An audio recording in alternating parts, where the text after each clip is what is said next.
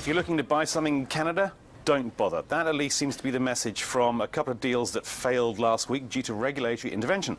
Now, Rob, you've been looking at this. The big news over the weekend was that Petronas, the Malaysian oil company, won't be able to buy Progress Energy. It was a $5.2 billion deal. Yeah. And this is by no means the first time we've seen foreign companies be told they cannot buy a company up north. Yeah, there was another deal somewhat recently, although it's a bit different. That was the Rona deal. Lowe's came in, the home improvement. Yeah. Right. They went in to go invest to buy Rona, and then politicians came out and harumphed, and then the Quebec pension board said, you know, we're not very interested in this as well, and they called off the deal.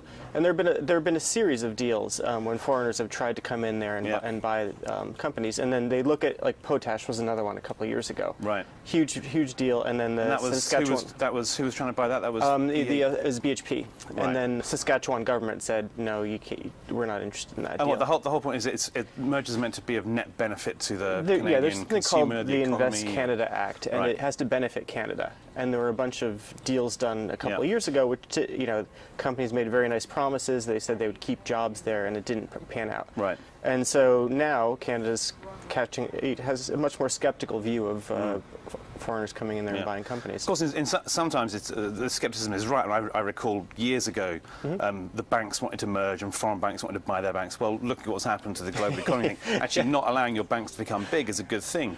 And the whole net benefit value or lack of value saves. What the home builders deal is, it just sounds ridiculous. Yeah, there's certain sectors where it can make sense. For instance, another deal that was turned down this weekend was BC. It was a Canadian deal. It was BCE. So Canadian deal. Yeah. BC wanted to buy a company called Astral Media, and that would have led to very much media concentration. You know, it's fine if governments want to say, okay, we don't want one company controlling a vast portion of the media.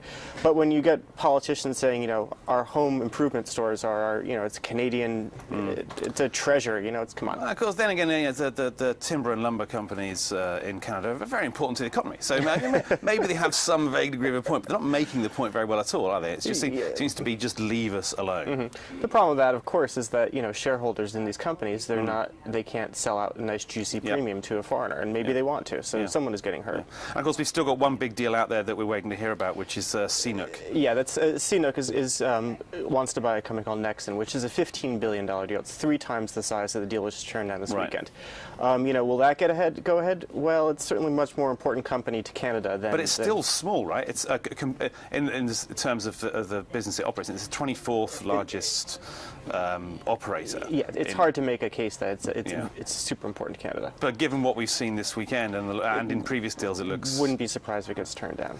Yeah. Okay, well, thanks, Rob. We'll be keeping an eye on that deal if it happens or if it doesn't, and we'll be back with more breaking views tomorrow.